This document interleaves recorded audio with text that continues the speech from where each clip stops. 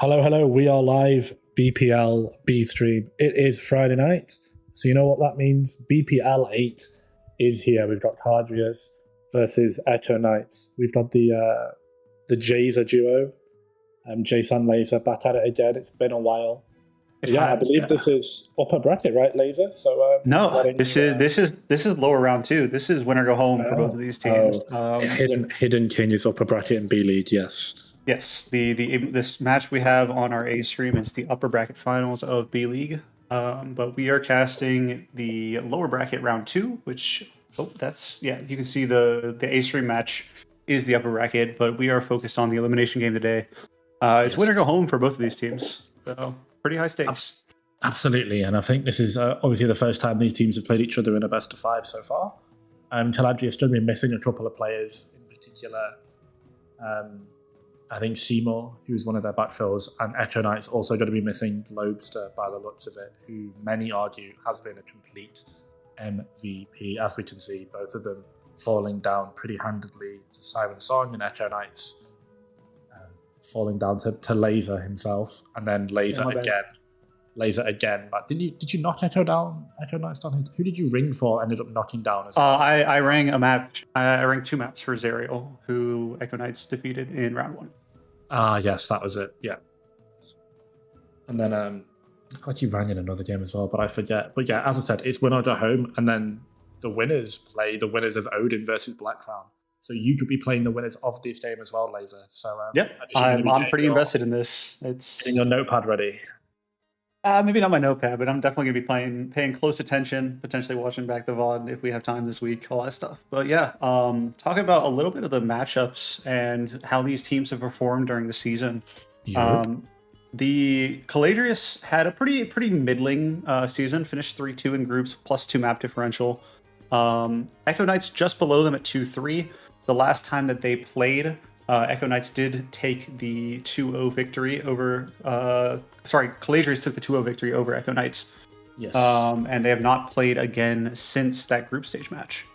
Yeah, and both of them... Sometimes it's good to look at even results. Echo Knights getting the 3-0 to send Zerael out, Caladrius winning 2-1. Both of them have played Black Crown, both of them have lost 2-0. Both of them have played Siren Song. Echo Knights managing to get what would many could call an upset. Caladrius losing in 2 maps to them, 2 series into the best of 5 regular season. The one thing I will say though, Laser, is that, and I've always said it, BPL regular season is fate. It's preset maps in a first to 2. There could not be anything less fate considering going from map selection, ban order, and best of 5.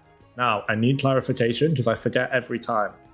After the first map, the losing team gets map pick and ban order. Yes. So how playoffs work in BPL, first to 3 specifically, is now that we don't have set maps like we have for regular season, map 1 it goes to the higher seed based on regular season standings. The bracket seeding does not change. So if you're number 1 coming in like Odin was, we get map pick for every single match that we play this season, the rest of the season. Yeah. But once you finish map 1, the loser of that map gets both map pick and the ban order. So it's a pretty almost ping pong theorem or tennis theorem, whatever you want to call it, where the losing team has such an advantage that it is it's not bound to swing their way, but it's definitely favored for them in that next map. Yeah, and it looks like Dab Master is actually going to be ringing tank for Echo Knights, so we're going to have some absolute cinema going on there because I've spotted him in the Echo Knights VC. So we're going to get Dab versus potentially just Teku matchup. And we look at the Echo Knights roster. Hardashi coming off a very solid Kitsune League campaign, making their debut in BPL along with mainstays of... Actually, I think this is mostly a new roster now that I think about it. Echo Knights. Yeah, I think the only real player. Obviously, Admiral has been around the block for SPCS and Kitsune a couple seasons, but nothing crazy. Empty's also been in a couple different teams. But I believe that everyone on this team is a rookie of VPL. Yeah, it might low-key be a bunch of rookies. No, Empty was on School of Rush, so I believe Empty might be the exception. Making their A-League debut, though, this time, right? Stepping up. Yes. Globes are also the very common USA men's national basketball team. Yeah, notably not here today. Most people refer to him as LeBron just because how much work he puts in on the field. But standing in is Dabmaster from Zerial, the team that Echo Knights did just eliminate, funny enough. Yeah. So it should be interesting. Yeah, definitely not an upgrade. Globester has been, in many cases, an MVP candidate. But let's have a look at Caladrius on the flip side, looking to keep their season alive. Will the Phoenix rise from the ashes once more? Actually, I don't even think this one's a Phoenix. It's just Articuno. Nonetheless, this team has got a whole host of BPL mainstays.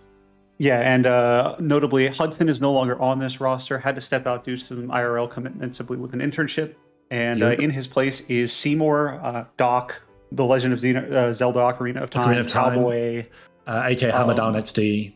Yeah, like a bunch of different names for the same person, but the backfill is Doc for Hudson, not here today, so it's not super important, but just wanted for clarification. Yes, so I can see in the VC that, as everyone can as well, it's going to be Beancan, Shogun Apple, Sinex, Teku, and Try for them tonight. So probably Beancan and Try's backline with Sinex and Shogun Apple on the... Actually, no, Shogun's a support, aren't they? Yes. So it's Try on DPS, which is going to be interesting because I don't think that's their main role. But we've got a fantastic graphic. I always say to any caster that pulls up into BPL that BPL is always player focused. It always should be, it always will be. The players are the mainstay. They're also the main event, regardless of what people think. Well, let's have a look at roster history for both of these teams. As you can see, pretty stark contrast. Yeah. Yeah, Teku and Sinex have been around the block. Mainstay since season 1, same with Mac Truck. Obviously, Teku and Mac Truck have taken 1 season breaks in season 7 and season 6, respectively. Shogun Apple is a rookie, and Hudson did have 2 seasons, no longer on the roster, but Try is another person who came into the scene relatively recently, played in Tranquility before. Couple pre-made tournaments. I believe they played in League Zero or some other affiliated tournaments for draft, and made their season debut in season 5. I see them with the Reborn Racers logo, and I think that is one of the Reborn Racers teams. So I assume he's part of that friend group. I thought this was true, Donya, for a while. Turns out it wasn't. So welcome, Try. You've got an elimination series to pop off. But as you can see, a whole wealth of teams in a whole range of different brackets. Some amazing brands there. And as I always said, to repeat myself, BPL is about the players. I don't think we've got any necessarily legendary matchups because of the new faces of Echo Knights, but I can tell you one thing, Dabmaster has played against Teku, Sinex, and everyone else a whole host before, and turns out actually turning up last minute is her 6-shooter, the Legend of Zelda Ocarina of Time. So Doc is here. Yeah. Doc is here. And speaking of DPS players, another MVP candidate on Echo Knights that people hyped up coming into the season, they have performed on different characters because they're originally a hitscan player, but Nyanza is one of the DPS players on Echo Knights. A lot of people consider them a highly praised DPS and potential role star for the season.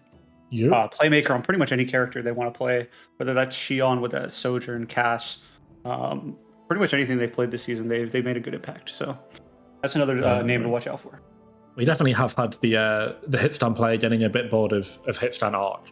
But it's been fun to see Nyanza challenge themselves. I believe that's going to be PK Nessie in the lobby for anyone not prepared. But we should be getting towards map pick and hero bans any second soon. So Laser, after, I believe, playing against both of these teams in the regular season, at least getting a whole host of them, with Dabmaster in on tank, how do you think Echo Knights are going to have to adapt going into this game? Yeah, I think it's a little bit of a different style because obviously you're used to Globester, you're used to having a little bit more flexibility with the Ramatra, with the Diva, all things that Globester is known for, and then obviously can pull out the ball from time to time. But Dab has a lot less flexibility on tank, mostly preferring the traditional DPS to tank transition of, he plays Diva, he plays Orisa, he plays Ramatra, Zarya, the traditional off tanks plus Ramatra. And I think that could be interesting to see how that pans out because it's plus and minus. You have the flexibility where you're stronger on those characters. But Caladrius with the Bastion ban, Teku's on Rhine, it makes sense. Yeah, Cat Bastion, of course, very good. But the good thing is the combos. You technically get to ban it for 2 maps. If a team fundamentally thrives off that strategy, you can ban the Bastion. And then you can ban the Cat, because no team is...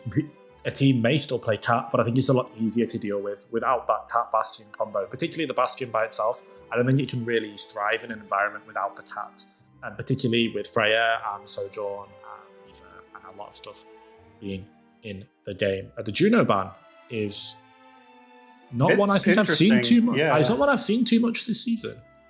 Yeah, honest. No, I was not given the impression that Caladrius wanted to play Juno here, but it could just be a protect ban, because Echo Knights do have that first ban selection after Caladrius finished higher in the regular season, so they got the first map pick, and then the ban fell to Echo Knights.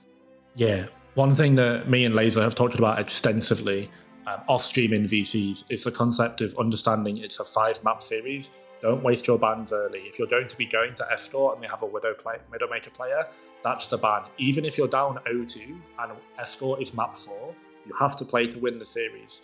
And if the map isn't a complete wash for Widowmaker that they've picked, save the ban until Escort. Save your Tracer ban until Escort. Save your Hitsman ban until Escort. Save your Lucio ban for Flashpoint, for example. I always say try and hit the muscle memory of the opponents, because Lucio Kiri we're is just right really common. Oh wait, we're getting hot dropped. Devastator on the hog. Oh my god. Okay, well, he's ringing and he's playing Roadhog, so let's see it. Tetu going to pin in, because that's what Tetu does on Reinhardt. Luckily, the character completely built to do it. Cowboy going to back him up per 6 shooter, finding 1 in the chamber. There's a PT dose down, and I think Echo Knights, without Hog, he's just going to have to back up. Partnership, PK and Nessie are good. I don't know quite how good they are, and of course, Tetu actually taking all the damage in main. Just that man advantage, that lack of tank allows try to peel off on the back line and get rid of MP on the Lucio. Yeah, early pick out from Caladrius, and it was such an easy pick too, because Dabmaster was so alone on point, didn't have Riddle Dog, did not have Empty, and this comp thrives off of angles with Xion Tracer both being that traditional flex DPS role, and they're looking to split up teams and like burn them down mid-fight. Yeah, it's fitting that Roadhog is a similar fat fuck to DJ Khaled, because what does he even do? And I'll tell you what PK Nerfy can do, that's just an execute. Unfortunately, Neanza is just playing a better, more recently released character. And I will say that whilst Cowboy on the Cassidy is one of the stronger DPS or heroes that we've got left from Overwatch 1, doesn't quite win against the burst damage. And Echo Knights just kind of walk in off the pitch of the Cassidy and really blow them off. Yeah, this is another thing that Xion does struggle into Cassidy if you are able to get that double flash and silver bullet in later game. But in the early game, Xion has the advantage where you can poke from range, you have that extra burst damage, you have mobility. Like Synex just demonstrated, or sorry, not Synex, like Neonza just demonstrated there. And Teku's gonna pin in, try to support his Tracer, or get a kill on the Trey, but big stick. Just gonna have to hold shield. Teku's HP bar and anything are burning. Unfortunately, hitting that pin means that they just don't have armor as well. That Reinhardt actually squishy once all of the shield goes and all of the armor goes. That's about 1.5k damage worth of resources sunk into killing the Reinhardt before he even gets in the critical range. A little bit of ledge stalling going on from Synex trying to preserve. But Echo Knights just kind of punish the fact that there's no speed range for the Reinhardt.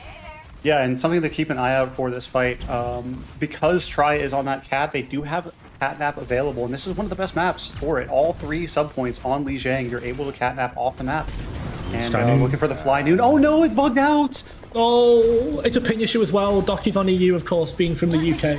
Unfortunately, means that sometimes you do just randomly get disconnected. That's a real interaction. Not much you could have done, and that's massive. Just now he gets shoved in the corner with the whole lot of that map that means more. What a disaster for Caladrius. It's just so tragic. Like, oh my god, this game just isn't coded well above 100 ping, by the way, Laser. Like, it's so shit. Yeah, and we've just seen it. That's pretty much their biggest combo, because I mean Synex can combo with the Shatter. What do they do? But, yeah, what do they do? They use Rush, they use Noon, and they got absolutely nothing out of it. As a famous philosopher once said, you should get shot in the head tomorrow. What then? It looks like Teku. Oh my god, great Suzu, by the way. Beancan keeping the Reinhardt alive in Caladrius. Remember, I think they are a lot stronger on point just with the angle that they've got from the Reinhardt. I know that Cassidy wants to be as safe as possible. The most corners on the ejector, of course, but definitely an easier way to help deal with the flank with Synex. And his signature Farah, I would say. That and the Echo. Nice little pick onto hide the cheese. Oh, Teku's in trouble. Big Shatter. Slam in. Oh, and the Farah laser barrage over on top. It's traded. The slam from Teku might just be enough wholesome chungus Reinhardt. Don't talk to me until I've had my fat shatter. Yeah, and that shatter was fat. It was enough for Caladrius to stabilize in that fight after the barrage didn't pick up, you know, a ton on the shatter follow-up, but it was enough. Cowboy has now almost built up another noon. That's going to be critical in this fight. Ageshi needs to stick someone to force Suzu early if they are going to get a pick early from this Roadhog hook. Caladrius definitely have the resources, but I think the catnap is difficult here. I'm not sure who on Echo Knights are going to be able to kidnap, and if they do, how quickly they're going to be able to dump off. Yeah, that's a huge first pick too, because now you don't have that extra pressure on your Reinhardt shield. You're able to kind of walk in on Rein once you force out that hog hook. And it's going to be a mid-fight. As you can see the damage, Dab peaks and loses like half his HP bar thanks to a couple of hits. Of course, Doc more than mechanically competent enough to take the hits onto that massive room headshot hitbox. Gates is open from Beancan. It's going to be addressed on potentially a bit latent by Teku when they're in control of the point. Not much more that they need to do. It's 99. Hook comes in. Cowboy dead, but is it a little bit too late? Dab's going to have to go sick crazy in this fight. He's found two so far, but I think the resources might just be not enough. Teku sits him down with a fire strike. And Caladrius come back, they anchor onto the objective. The slam is perfectly timed onto Hanshi. Tracer dead. Sinex and Teku, I think, put on a pretty decent performance so far in map 1. Yeah, Sinex and Teku combining with Beancan in those in the mid fights, and also trying Cowboy linking up for that Cat Noon. It's such a powerful combo right now. Only one ult invested. It's one of the easiest ults to build in the entire game. And it's virtually unstoppable unless you pre-fight it and just basically hide. You gotta cower in fear unless you have a way to CC it, mitigate it with Diva Matrix or a shield, anything like that. Otherwise, you're kind of just screwed. I've very much been informed that one of the best answers into any form of cat comp is like these longer range hit stands. Cass is okay into it, to be fair. But it's like Hadashi or PTNSE don't want to do it. I've heard even some road shouts for the Soldier being a good answer to Cat Bastion, but then you're playing Soldier, so good luck in 2026. That Master going on to the Doomfist, so you're going to be getting potentially a little bit of Diddy Master going on. Let's see. Important to know that unlike Sinex normally who plays Doomfist not on ping, Silver Bullet unlocks the dodge, goes into Dab Master, a well-timed Suzu. Teku gets the fight back to sit down empty. That's another UK member in this lobby gone. And of course, in traditional UK main support fashion, they die first. Dab Master also eliminated Sinex. Another EU player, by the way. We've got so many in this lobby secretly. Could be an EU invasion. Brexit all over again though. Sinex goes down. So let's see which of the Euro heads are still alive. It looks like most of them on Caladrius as they take the first gap. Yeah, and Ageshi is getting active in the backline of Caladrius, but it was not enough to pull the attention of Try for any more than a brief moment. Big pin onto the Devo. Let's see if it gets picked up here. They do not get the DMAC. Not quite. Dab realizing that Doomfist character is just low-key terrible. Might even be high-key terrible. As Sinex gets a pick onto empty again. We should get an empty first fighted counter because it's going to be... What do you think? Over, under, 10 by the end of the series? I think it's really tough for Empty to live, I'm going to be completely honest. Like, I would not be surprised if a lot of these first fight deaths are just because Empty gets either caught out or just forced with cooldowns. Because who else are you going to dive on this team? You have a Ryan who wants to pin in, and a Cat who wants to catnap, and a Reaper who wants to go in, and then there's one person on the team that gets dived.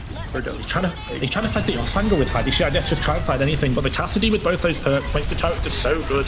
Even better what the Cassidy naturally does, which is hold space, kind of into like a mini bunker character, of course, with the added HP from the durability update, quote unquote, makes it even better at holding ground now as well.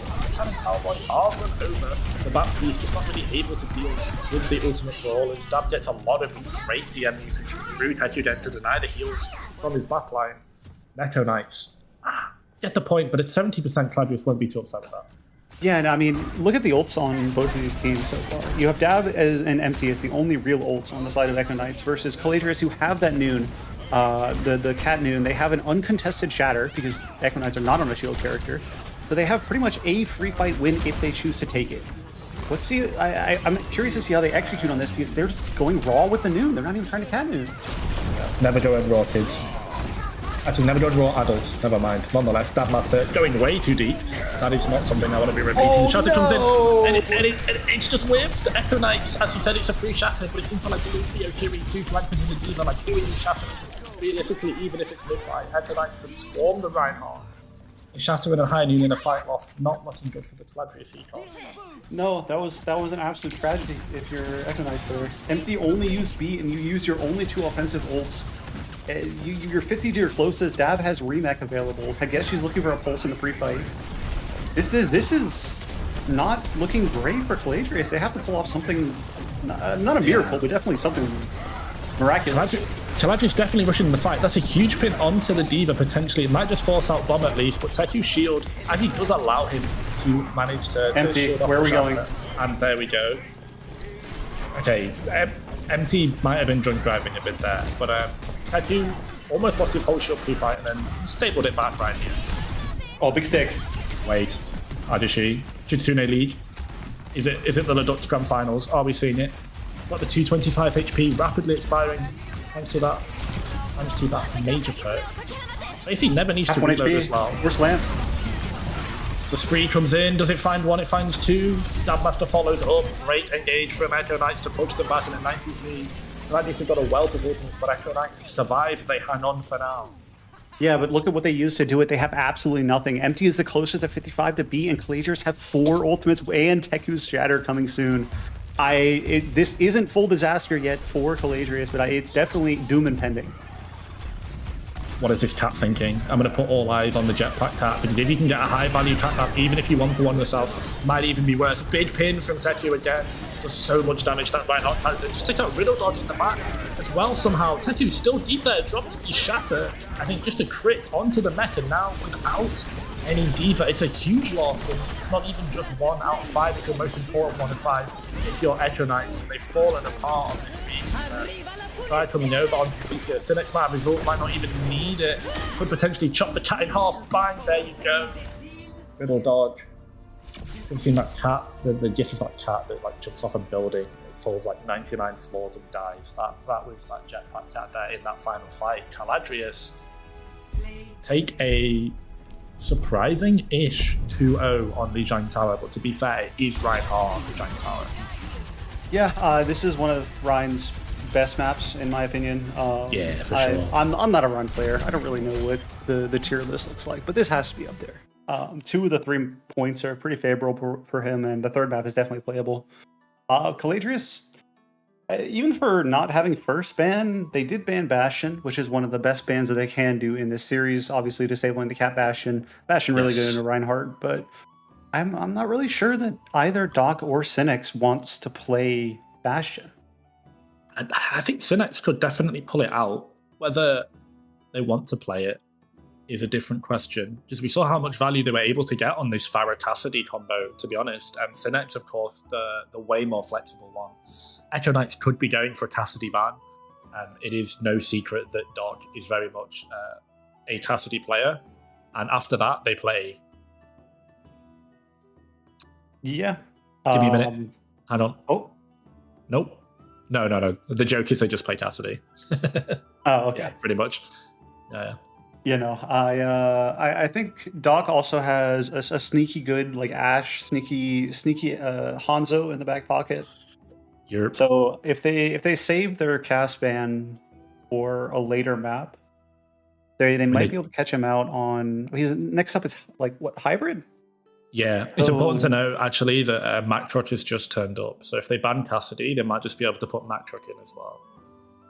Yeah. Which is like perfect. They have a little bit more flexibility now, yeah. Yeah, one tricks can get very much protected, because at some point, like, you're going to get access to your character, and if you get to map pick. Now this is something I've unfortunately seen too many times, and I vent about this endlessly in Watch Party VCs during BPL. How many times do we see Lijiang Tower into KR, and the team that just lost the Brawl Mirror picks King's Row? Yeah, I'm noticing that we have gone to King's Row when the opponent has a Reinhardt. But they are 0-2 on King's Row, though, to be fair. I mean, Caladrius are 0-2 on King's Row. Yeah, that's true, but I mean, Echo Knights are Reinhardt, better. though.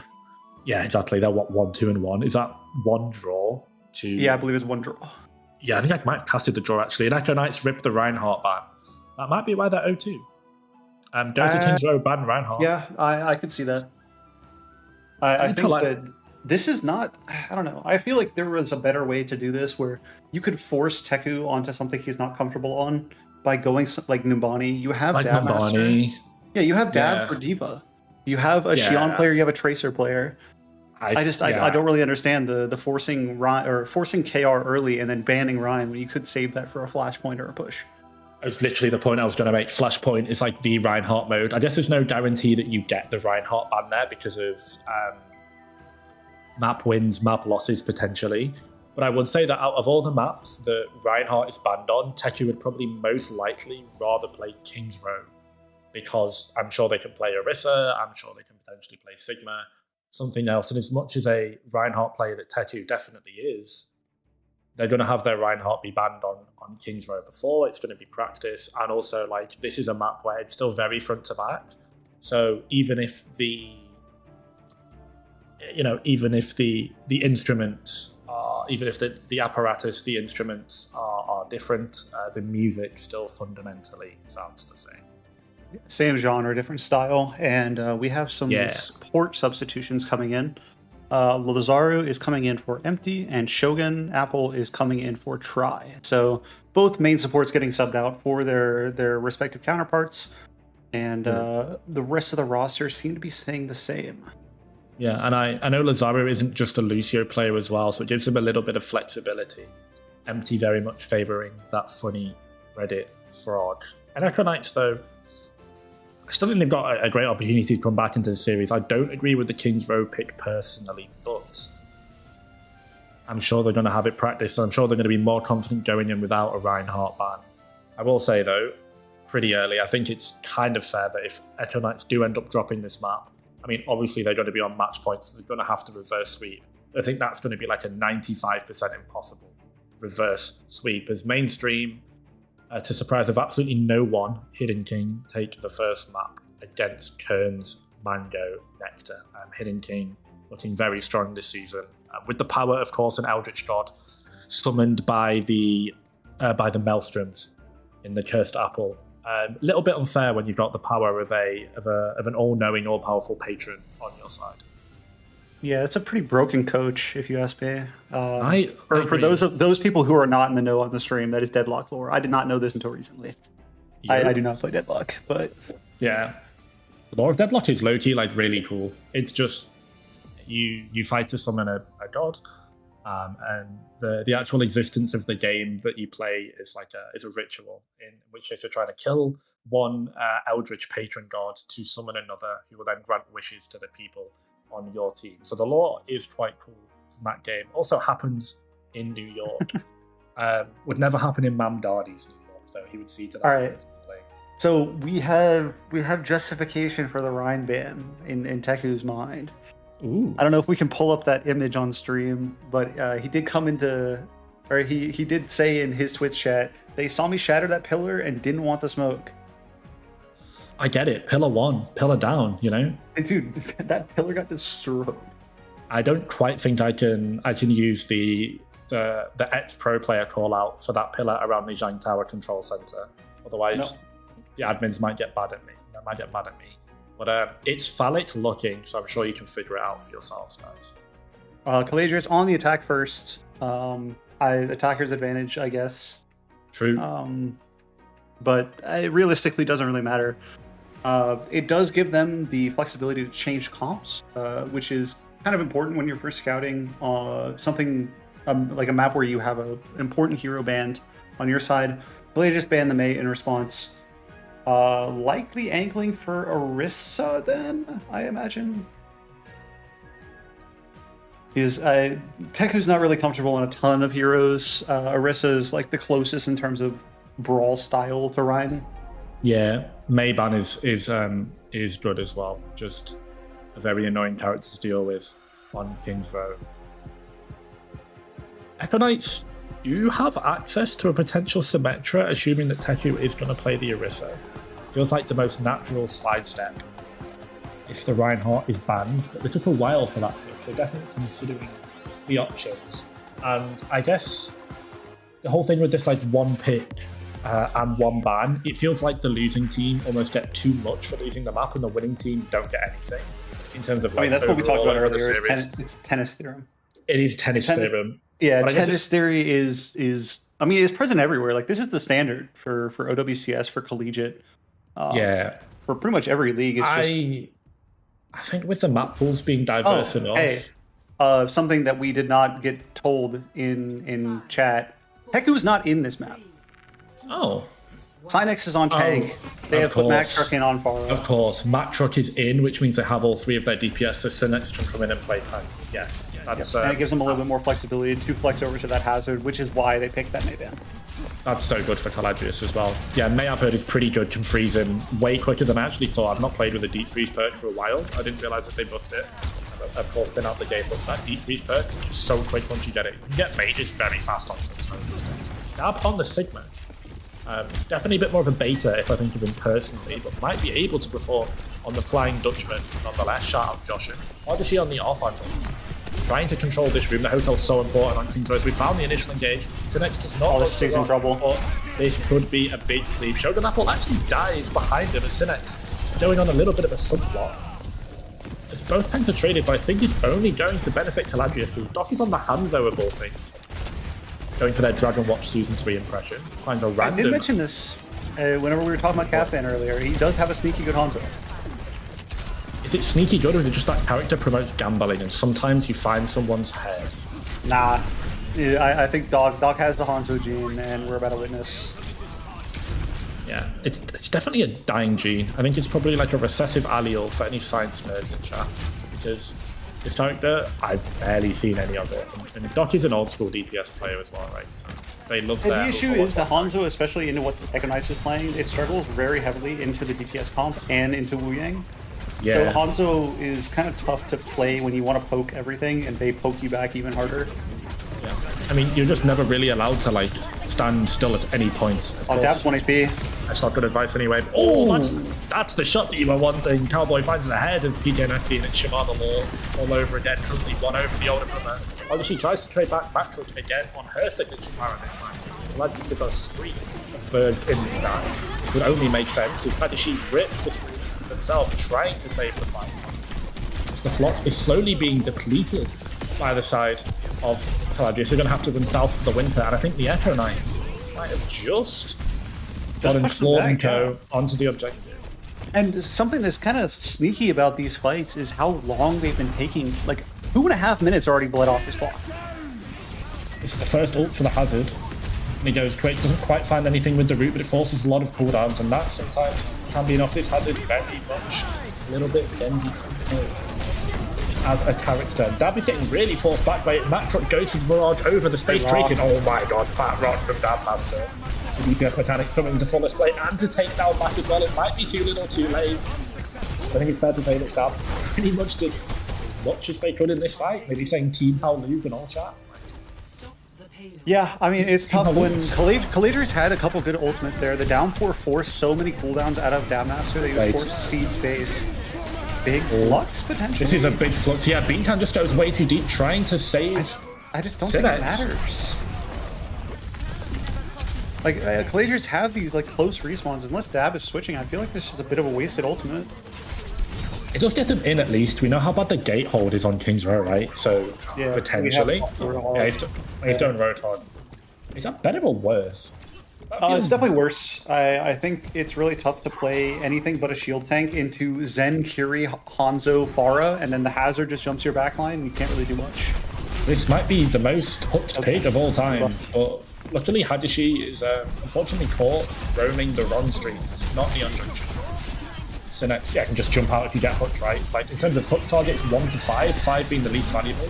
Has to be Synex to 5. Oh.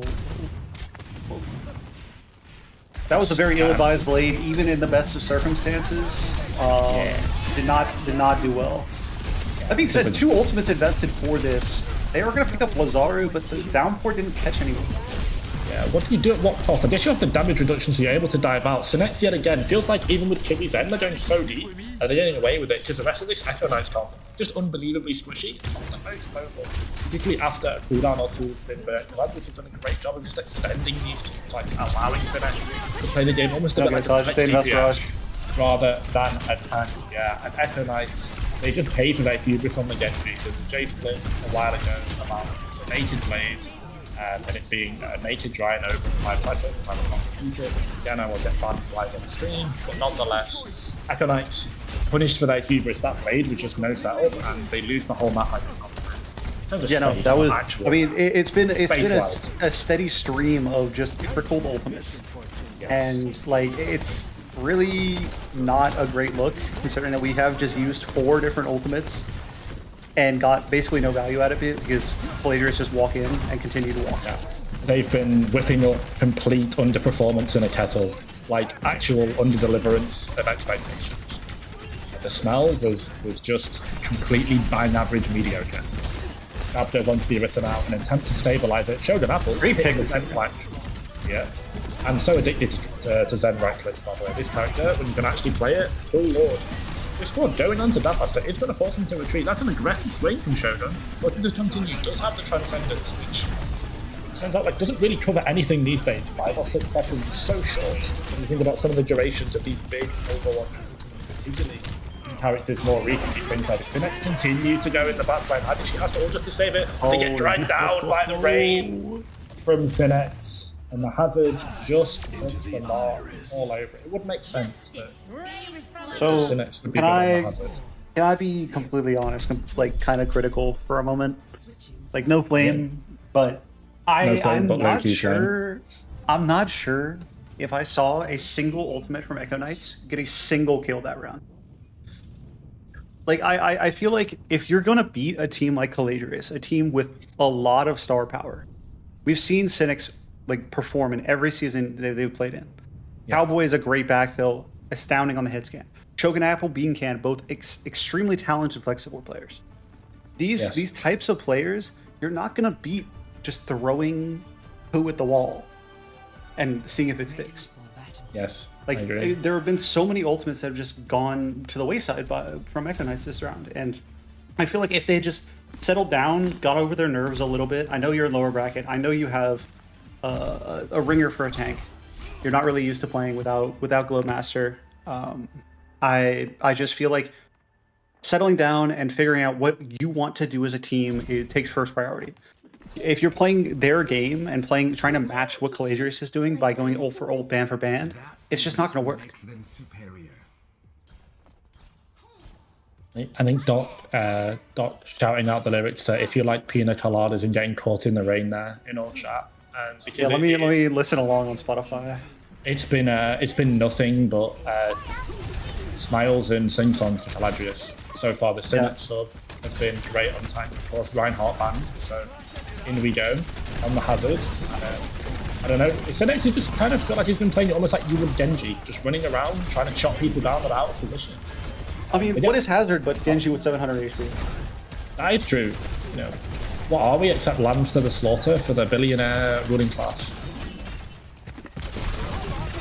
I mean, they've taken away this high, which I don't hate. This high ground take is good. It forces Mac Truck into a little bit of an off angle, but unfortunately, Dampmaster is without supports and does get out, but at the cost of his entire team taking all the hits. We shoved Synex into a locker, prison of their own design, but then overheated and we had to run away. So, as I said, it's complete mediocrity, I think, for Echo Knights so far. They just seem to be a little bit disconnected. And I would say that Dab plays unorthodox, untraditional Overwatch, just on the Orisa right now, trying to run at them.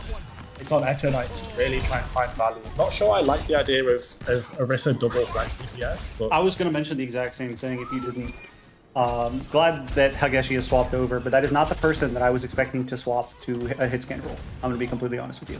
Just PTNS, he just doesn't want to play hit scan, I guess. Like, just wants to stay on the Genji.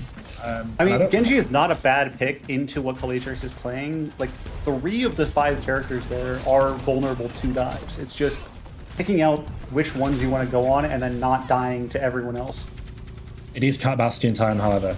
And Matt Truck has met a swift end. Shogun Apple could be next at the hands of Lazari, but unfortunately, that cat goes at head height. You push the Z in the right height after charging it with the right clip. Are we dead ass? We are dead ass. Cat Bastion. Unfortunately, complain about it in the game. Blame Aaron Keller. Blame the design team. Yeah, unfortunately, cat is something that we have to deal with in our day-to-day life. I do not own a cat, but I see enough of it that I think I do. True. So, I mean, Caladrius sitting on 4 ultimates. Echo Knights did swap it up, so they're only going to have 3 this fight. But if the Blade finds value or forces the Trank early, we could potentially see an Orisa pull into Bashu combo. Tynex in a little bit of a trouble here. Just about misses the drag down as Dab goes for the Terror Surge. Unfortunately, dies for their sins. As Lazaru desperately trying to drag Hadashi to safety. This fight looks a little bit cooked. But I think actually the Cat Bastion pretty good pick, not only into Matrox but also into Shogun Apple as well. Just not if the Cat flies at him in a straight line in a tight groove. Despite that, Caladrius' annoyance at the existence of the Cat Bastion. Still holding with a minute to go and counting. Matrox is just got out and just get away to safety. So the form has been survived. Big boon here for Caladrius as they look to re-enter the fight. Shogun Apple Transcendence with well time. It's going to help stable the Synex to the backline outside of the Transcendence. Micro just pops to Dab after the pressure from the Diva Cast. It gave so much. They've got a Pharaoh 1 trick and punish the Pharaoh 1 trick. Do Echo Knight steal it on the rest of the Legends to try and desperately recoup into this fight. Synex falling low, 150 and rapidly declining. PK Nessie. Echo Knight's a little bit to from clean this up in this fight. fight. I mean, Hageshi has popped the Bastion ult. I'm not sure if it's going to find anything. We'll see. It's a little bit of a lethal impression. We're just trying to stagger it out, I think. The Genji surveys the high ground. Yeah. Ooh, wow. Goodbye, Deb. Yeah, they get the cap. They did use pretty much everything in the bank to do it. The cat ult is pretty important, but they are getting staggered out. They're getting their pockets ran a little bit in their own spawn. We may have dropped the Bastion. Less than ideal. Laser, how do you think second point is for Cat Bastion here? I think Cat Bastion is fine to play. It's just Lazaru has self-admitted that they have 5 minutes on Cat, so I'm not sure if I would trust them with it. I think it's not the hardest thing in the world at some point. I think into this Caladrius strategy, looking to play around cover. That was fantastic. Shogun Apple, dead. And that's the Zen gone. No Discord Orb. Infinitely easier for Dab to play the game. Now the Wolf into next comes out, does not really find anything. Beam Cannon Dot just drastically trying to stabilize in mid, just buy time. I really think Caladrius is trying to just play the waiting game. Actually, he just runs into the spikes of an angry Scottish man. They just get blasted in the pub, basically. That is a tale as old as time. Chat shit, get back. Far modern day, English time. Dab is going to get cleaned up. The Diva. Echo Knight stable again.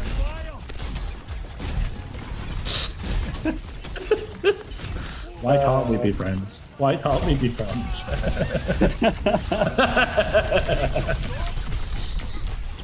Yeah, Sunshine and Rainbows for Caladrius. Hold that.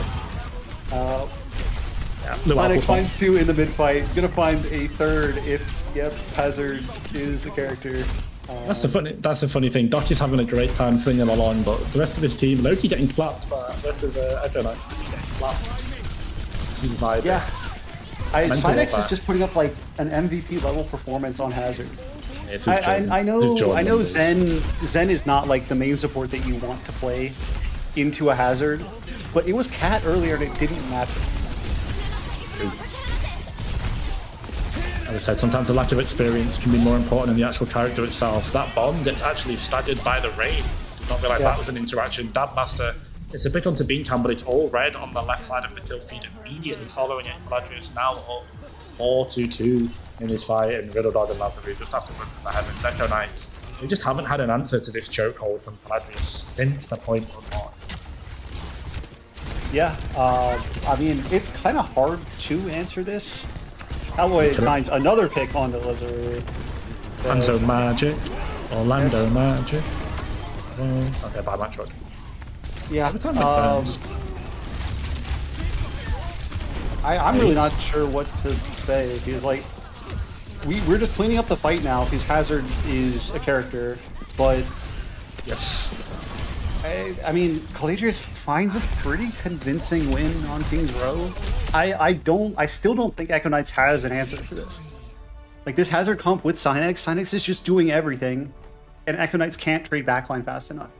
Yeah. I mean, unless they ban Hazard next map to force Teku back in on Reinhardt. But yeah, as I said, Synex monster performance on Hazard probably didn't even gas it up enough. Just able to do the Hazard thing, which is find isolated targets. Like, look how split they are. Always in jump dash range. And the right click, the damage reduction, meaning that you're just never going to get traded back. You're allowed to go deep almost. As long as the wall is good, the jump slash range, once you get that major perk as well, is brutal. And Caladrius now find themselves on match point with their season on the line. Yeah, someone might have to tell Doc your season though. on the line is not exactly the best position to find yourself in. Yeah, someone might have to tell Doc, blasting Spotify all throughout, but can Echo Knight stable? I think they've been showing some signs of growing into this series. But yeah, 37-2 from Synex. Next best was 27-3 from Cowboy. So a lot of solo kills for Synex in that map, just demonstrating the full power of Hazard when left uncontested. It takes a really good player to be excellent on Hazard. I think Synex is just one of those players. Like, the character is being shown to its fullest right now. And I feel like in the current state of the game, when you don't have a tank who wants to play something like Orisa, Hazard is really tough to deal with. Like, Diva's okay, but the best counter I feel like for Echo Knights right now is that Orisa comp. Yeah. Just not with double flex DPS. Unfortunately, that might be, that might be what you have to get. Sometimes we want to go and order the A5 Wagyu beef, and we have to deal with the cut of fillet or with the cut of picanha. Just do we have the facilities for that big man? Is what I am asking, because it's season on the line for Echo Knights. If they do pick Runasapi again, they're going to get first ban. Esperanza was on the board. Cast ban, no surprises. Tab ban in response. Also, I can't say that's not surprising, given that I feel like Tri showed their willingness to play Cat earlier. Yeah. So I feel like if they're banning Cat, it means that they're not going to play. Obviously, they're not playing Cat Bastion, but I don't think they have plans on putting Synex back on DPS. Maybe I'm reading too far into it, but I feel like. Not. I mean, we're going to Runasapi, right? So definitely a bit more Ryan favored than Hazard favored, so to say. I think Hazard is still plenty good on this map, but. Yeah, I do think so. Actually, if you think about the path that the cart takes, if you fight almost horizontally on it, if you fight, sort of cross-sectioning it rather than actually along the path. Yeah, pretty much. You can go on the angles, you can fight from, mid-room over to the house packs, and etc., etc. But laser, we have hit the dreaded Lijiang Kingsrow Runasapi 3-peat. We have hit it. We have hit it, and next will be Suravasa if we get there. Don't worry. Yes, we will. Yeah. Do we get the 3-0? I mean, based on what I saw last match, I wouldn't be surprised. Like, Hekugen has been put back in on tank, so we will see Ryan here. Reinhardt moment. And Empty and Tri have both been subbed back in. So both of the teams wanting to play Brawl, it looks like, because obviously Empty is back in on the Lucio. Dabbermaster on the Zarya. Care Sierra. Cowboy on the Soldier. I forgot that character was in his hero pool, but also quite good. I mean, which character, like which player doesn't have a soldier in their hero pool? Like, respectfully, if I can win a map on it in BPL, like, everyone can play soldier. I promise you guys. So yes, anyone can cook, but it's just soldier. Exactly. Sierra, as far as I know, this character is just low elo, like release Sojourn. Once you get to at least mid diamond, it's whipping up shit in a kettle. Well, let's find out. Eh? I think this character has some secret sauce, especially on a lane-based map like this. It spits out damage, and I mean, we're not going to get to see it because obviously Teku is on the Rhine. They just get walked down, but you will see this character spit out a ridiculous amount of damage. It's like Emery levels of output. Didn't it all find roll? Yes, because you have the shift available, you have nade, you have the tracking shot. So if you catch somebody out on, especially on these open points like this, this first U bend, if you catch somebody out from the high ground, you just kill them. They have nowhere to go. It's important to note that traditionally, particularly in the Reinhardt matchup, Zarya really wants someone that can play with them and ahead of them. That means a bubble target. That means someone to hit the projected either onto the Reinhardt or behind the Reinhardt. That Master Tony really doesn't have that bubble onto Tracer. It's like niche. I don't think personally it's the best, but of course I'm not the be all or end all on the Zarya character. Empty getting first fighted, we're back to where we were. Time is a flat circle. That kills Teku there. They're going to get rewarded with a healthy amount of dodge, but they have to stable and keep this Zarya alive, because if they don't get to that fourth bubble as they did not, they get sat down. PK Nessie and Hardishi though. They ignored the DPS, and those DPS cleaned up Echo Knights. Give up 41, but they might get some progress on the push ball. Yeah, they'll get stunned, but Dab dying means that you don't have charge pre-fight. You have to burn both of those bubbles just to get back to 90. It's so shit playing against like Reinhardt, fucking Juno without charge, by the way. You have no charge, which means you don't get to burn shield. The Rein just gets to walk on you for free. It's why Zarya is so tough to play in the Rein. It's 3 a.m, you're high as balls, you can't get home, you've got no money, no food waiting for you, no wife, nothing. You are homeless, bitchless, and ultimately a stab master. You don't have to struggle here. These bubbles are going to be so important. Hold that pulse bomb. Unfortunately, not quite connecting. Teku dies. I think potentially charging into the Caladrius backliners. Hadashi might not even need bubble, just needs the space created, the distraction, the smoke screen, smoke and mirrors of this team fight to come. I'm not sure what happened with Teku that fight. I saw him pin in. I know he pinned someone because he got the ult charge off of it, but I wasn't sure what he was cooking. Echo Knights pick up a fight win and generate some pretty good ult charge off of it. Cowboy coming up on that visor, which is decent in this space, but we'll see if that gets any value because that ult is kind of fake. Definitely seeing some of the value of the hit stand come in. I was about to say Hadashi on their preferred Tracer normally. An absolute freak demon on it. So good. Synex goes to Tracer himself and just kills Riddle Dog. Kiriko on my screen, Kiriko off my screen, and that would be the appropriate reaction on Tracer when we see the enemy fight. Did we drop the Shatter to Snowball here? I would advise against it, but you know, I wouldn't hate it. The mind of a Reinhardt player, a genius spoken. If you force out this bubble, I think you shatter the Czar. Or do we count to 3? Oh no, Let's see, 100 I'll energy. visor for it. That's fine. It's not bad.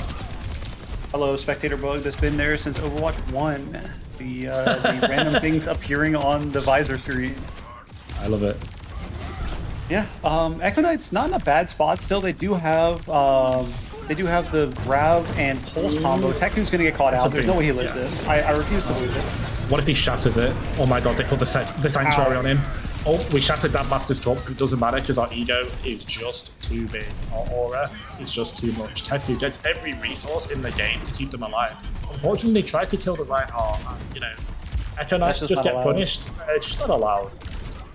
Killing Teku with Sanctuary. I have a question. How did Teku Gen live? Sanctuary and Shield. Well, yeah, Sanctuary, but you have a Zarya that pierces through Sanctuary.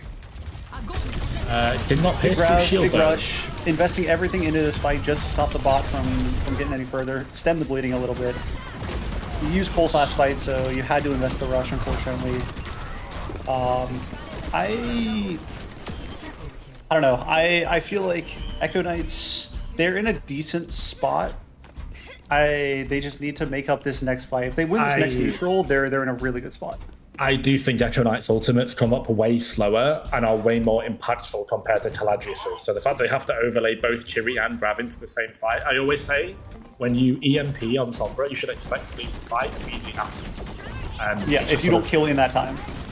Well, I mean, like, you EMP and then the next fight after you lose, because then you don't have EMP, right? If you know what I mean. But PKNSC going high on the angle, really high on the angle, and Dot tracked them, not quite. Maybe had a couple of Stellars in the system or a couple of Guinness. Not quite sure what Doc's drink of choice is, but yeah, he's getting hunted down right now, so his team needs to walk up and help him out, or at least try to trade backlines.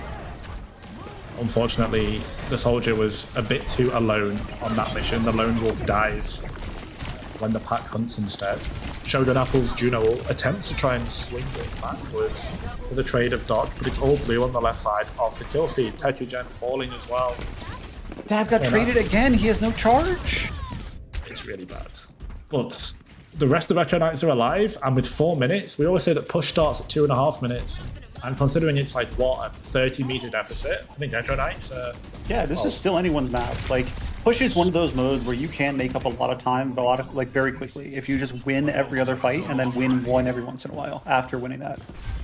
It's important to note that a lot of Doc's value here is unironically just rage baiting on the off angle. Like this map has long chokes and long flanks. Not going to be getting orb from try. Not going to be getting much healing. Basically, very, very self-sustainable.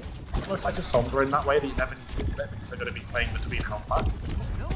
Same goes for Synex. They can just dump resources into keeping Teku alive. And when you can do that, your Reinhardt just lives absolutely illegally. And actually going straight for a pulse bomb, I think very aggressive, forced out. Synex tries to swing the angle, keep control of the room for now. Kitsune rush down, on point. Echo Knights ramp up tempo in this fight. The Viper comes down and it kills PK and Messi. No PK fire still for you. Stay at range, off the map. You go. 3 stock there as Dab continues the rampage on this fight. Got a bubble, got a lot of energy to be able to deal with it as well. Now the major perk has been unlocked for Dab as well, so he's getting to the final 3 minutes. Those Cowboy found Higeshi. No idea. Yeah. Actually, major perks being unlocked by some of the players here with 3 minutes left is like, I don't know. Oh, what a right. Yeah, Luka Doncic range there from Dabmaster hitting that that pick is unironically really crucial because it means that they get to fight at this last second instead of just waiting. Is Teku Slam there good enough to grab immediately? Oh, it is somehow. They still get Hayashi with the 5 strike, but if he's traded, it's an absolute disaster. There's no Sanctuary to save him this time. No Juno ult, nothing at all. But the rest of his team come in. It's just the solo shatter and the miracle fire strike. How did Teku hit that? Looked like it was behind the car. Fred did it perfectly. That Tracer's hitbox had no reason to be exposed, and somehow the fire strike still hit her. It's like, under the car. It's like under the car or what? Like, it just went around. It was just the fire strike hitbox is so large that it hit her around the car, and technically picks up the value out of that shatter, gets grab out from the other team, and resets Dab's charge again. We drop ult onto Teku to half HP instantly. Can we play from there though? We're not losing frames, and Try is losing the map as Hadashi. Again, every now and again, this series, this map has been so close. Definitely been Echo Knight's best chance of getting back into it and getting one win on the board. The trade onto empty isn't the worst thing in the world. Echo Knight's very important. They get to walk the car all the way back here. Caladrius, for that shatter shenanigans later, they don't get any progress on the bar, on the car. Yeah, I mean, yes, but it also means that Echo Knights don't either. So they just burned basically a full minute plus off the clock and gotten a bunch of ults out. Yeah, grab everything. Yeah, for basically nothing. Like they have Bubble, they have Ray, they have Visor coming up again, they have Pulse. And Echo Knights are sitting on what, Rush Pulse? Tidal Blast coming in into the backline. Does it find anything? The bubble is perfect, and Dab actually dies for it. So Caladrius using the ults to take a bajillion meters in space. But that allows Hadashi to join the background. Great state from Hadashi. But I guess something must have come out because Cowboy did not die to that pulse bomb. Got cleaned up by Riddle God after though. So it's what, 3 for 2 in this fight. Dab and Hadashi are the ones alive for Echo Knights, but Synex is hunting. Riddle Dog dies, manages to avenge their partner in crime there, their fellow EU DPS does Synex, and the Tracer continues hunting on the angle now. Just able to free swing at the Diva, yeah, that means Dab has to leave. Can't contest and the cart as well as the Reinhardt tap. Not quite hitting the Reinhardt bomb strategy after all this Tetsu was going to hold it there. For a second, just get their feedback. Shatter comes in, it's a great slap. As Dab dies, that's no mech. Remember, this Juno ult still going from Shogun Apple, allowing him to progress. He does not find Dabmaster, he dies before it goes off. No remech for him. Oh, we're getting into 8 seconds. It's the penultimate fight that bled into the one final fight, and it's just a complete roll on the payload. I think Caladrius has let too many into this fight.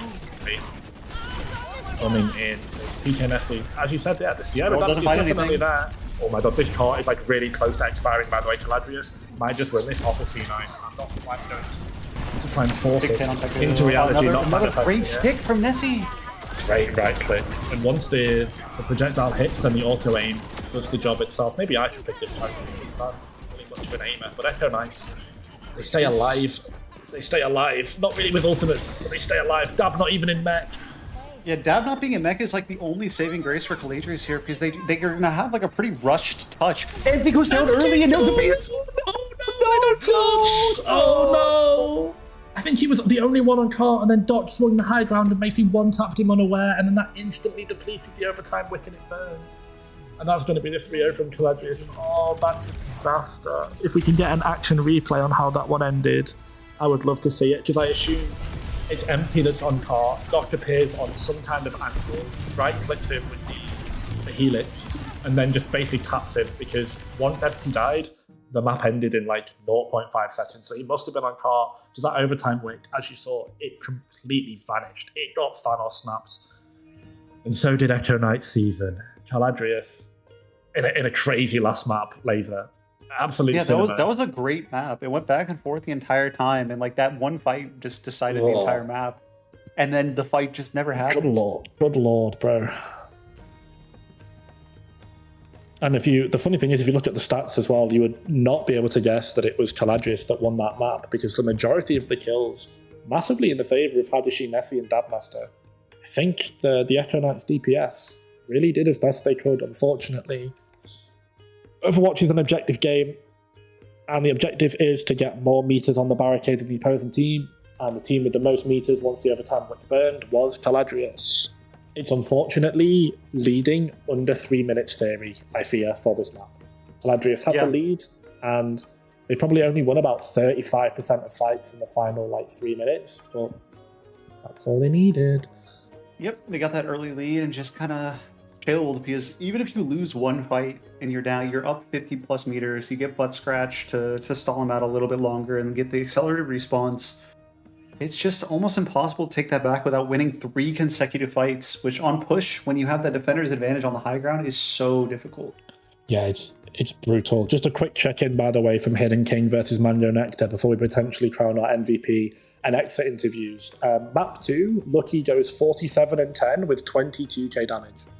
So that one would have been an absolute brawl and a slog, as we're getting a break now for the A-League stream, but there's a bang of a series going on there on the A stream, so feel free to pop over to it.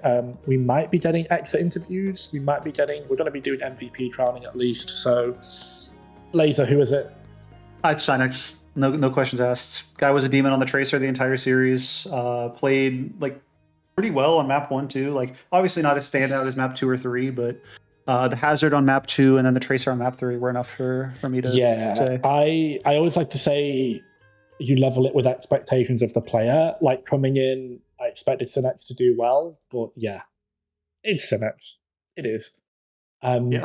Sometimes you can make an argument that someone overperforms their expectations, for example. The weight on Synex's shoulders for this team is massive. But my God, are those shoulders able to withstand mountains, civilizations, are held up on those Irish arms. Synex, congratulations, MVP, and their season kept alive. We might get an exit interview from the captain. I think Empty's coming in. But as you can see, Caladrius are now going to play the winners of Odin versus Black Crown. And Laser, these were 2 of the teams that we said that were strongest going in. And I mean, this is 2 1 seeds. Yeah. So one of Odin or Black Crown. I think Amatori, Siren Song, Odin, Black Crown are the 4 favorites to win this season. Yeah. I think Caladrius, a lot of people have not written them off, but definitely undervalued them.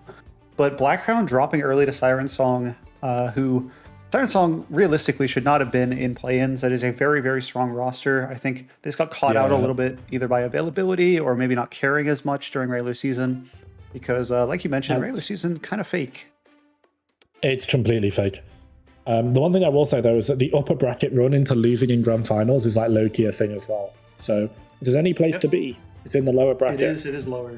I think Amatori, Siren Song is going to be a barnstorm of a game. Odin Black Crown, I think, will be as well. There's still so many great matches left.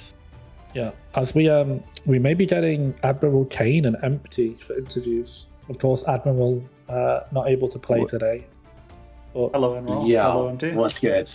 Hello, Empty. How are you feeling that now that it's done, it's over? You know what? I had a great time. Martin's fun. We had some fun. We played Overwatch. Had a great time. W. Nothing wrong with that. You think your team Oh, go on later. Yeah, go on. Any like standouts or shout outs that you wanna hit before? I have to give one shout out on my team because I think he was the most slept on. I think Riddle Dog is the most slept on support in the entire league. 100% agree. That guy is so he's not a flashy player. That guy just doesn't die and he just heals. He just does he's so I think Riddle Dog is he was the most unknown going into this tournament. Like I knew everyone else vaguely who I drafted, but I didn't know Riddle Dog. Bro, that guy just blew my socks up. That guy is just so good. Yeah, I mean I had one of my rookie of the year ballot.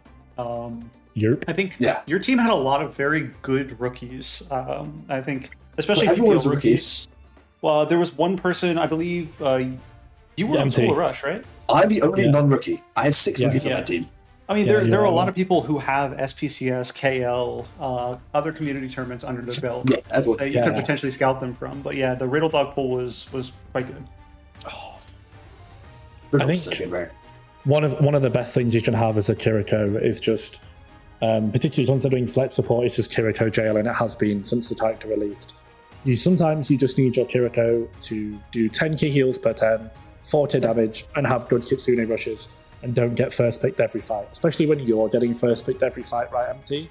Like you need. No, exactly. It really helps. When I have 10 deaths, I need him to have 2 deaths. Exactly. Kane, how you feeling? Oh, I'm feeling great. I was ready to jump in there, but I was a little bit late. Unlucky. Bro, we had the cinema lined up. We were down 0-2. We were going to win map 3. It would not be the first time in the last week that we've seen a reverse sweep in Alien. Yeah, we were going to win map 3, and then both my DPS had to leave. Both my DPS had to leave for Evil You Will Face It, so I had a ringer set aside, and we were going to bring Admiral Kane in for map 4 and 5, the reverse sweep. It was going to be cinema. But my Wi-Fi died final fight, and I died to a Soldier 76 because I was stunned. It actually was. You can check the tapes. No. I'm not in disbelief. I'm just so sad. Yeah, no, my Wi-Fi. I wish you could have seen my face. Like I actually put my hands in my. I put my hands in my hands. It was so hard to win. After Dab lost mech, it was actually so hard. Like getting Dab losing his mech there was actually like tragic. But it was a good game. It was a fun game. I had fun. Dab the goat for ringing. Shout out Dab. He actually played way better than I thought he would. Yeah, Dab is actually good on tank. I mentioned prior to the series that Dab was a little bit of different tank than you guys were used to. Obviously, like playing Hog, playing Diva, playing whatever. Yeah, where's my Doomfist? So I mean, I saw the Doomfist on Li Jiang for all of one fight. Did not turn. Yeah, he said, "I'm going Doomfist. If I die, I'm switching Diva." That's what it comes. And then he did that. Well, actually, you know what? So our thing for our team is, and anyone asks you, like, whenever our entire gimmick is, everyone plays their favorite hero. They have to. That's rule number 1 of Echo Knights. Play your favorite hero. That's why we play Sierra a lot, because everyone loves Sierra. Yeah, everyone except for the opponents. Yeah, bro, the Sierra method. Admiral Cade is correct. That character's OP. Like, how this is true. Rare sentence. It surprised me about how effective it was. As I said, for me, the character just feels like Sojourn for Boblos. Like you just play it if you're like gold or plat, and you like can't really play a headstand, but you need to play a headstand. But it was really good. Yeah, I was really impressed with how many sticks that Picanesi got with the right click. Yeah, I think the thing is like, because Nianza, like, she played like play something else, like she's like a proper like high level Overwatch, and she plays hit scan for that. And I think she just wanted to chill out, play some like. She has to play like 17 maps of Sojourn a week, And after that, it gets a little bit boring. So we're like, fuck it. You want to play Genji? You can play Genji. You want to play Sierra? Yeah, you get to play Genji. This is your relief from. Yeah, exactly. It's BPL, It's meant to be fun, and so we have fun. That's our thing. Like my tank gets to play Doomfist. Like I think our most popular comp was Doom, Tracer, Genji, Lucio Kiri in Big 26. Why not? Have fun. Why not? Yeah. This is tier 47. Like you can have fun. It's allowed. Yes, exactly. This shit ain't serious, No. For as much as we like to rage bait and secretly tier list and jab at each other, and some of us false pre-mate so that we can win B League because our name is Moon and we are. I'm so mad that team's winning. I want that team to lose so badly. Yeah, I can't really say it on a BPL stream, but yeah. Let's wrap this up. I have a question for each of you. Yes. Out of the Alright. 5 remaining teams, because obviously Odin versus Black Crown is Sunday, who do you want to win the most and who do you want to win the least? Wait, where can I see who's still? It's Amatori, Siren Song, Black Crown, Odin, and Caladrius. Which one's Who your do I team? want to win the Odin? least? My team is I gotta Odin. go with Odin. I gotta rip the Wow. barrel. Oh yeah, I thought you hated me and Noctara. What's going on? Well, maybe you, but Noctar's a goat. True. All right, That's MT, who you got? That's the ethical. That's the ethical side of the barrel, though. Not Nightwing. think- So the unethical side of the barrel. Who do I want to win? I think an Amatori Odin Map 7 Grand Finals would go like crazy good. It was It a would be banger. similar. It was a banger of an upper semis. That's for sure. Yeah. I think Amatori would Actually, be you know what? cool. I'll replace my last question then. Who do you think is going to win? I don't care about what you like the personal stuff. Who do I Who do you think is going going to win? I think Amatori's going to win. I'm putting my money on Amatori? Amatori. I think he's gonna win. Admiral, who you got? I don't know. No? I don't know anyone. I am a rookie. I'm not knowledgeable. But you've played half these teams with us. Did I? I missed so many games. Bro just turned up I swear, yeah, but he was like- and logged off. He's chilling. Bro, Yeah, this is true. Like, I don't have a brain. I just shoot my gun. Like, hey, I'm a you DPS got player. you lucky didn't get a map win until regular season, but it's fine. You got your map win in playoffs. That's what matters. I'm gonna stand by my Odin pick. Yeah. Yeah. You never know. And with that concludes our exit interview. I'm sure we will be seeing you for many other events in the future, guys. Thank you so much. Take care and join me in hate watching The Hidden King immediately following this interview. So take care, guys. And I'll speak to you both soon, I'm sure. Commiserations with this season, but hope to see you back again in BPL in the future. Yeah, we'll be back probably. Thank you. Bye bye. Bye bye. Bye. Bye-bye. All right, Laser. Let's not do any dilly-dallying. There is a Hidden King hate watch we have to get to. So Yes. let's throw it over to the A stream. Without further ado, if I don't talk to anyone again, good afternoon, good morning, good evening, and good night. And good night. See you later. Bye, team.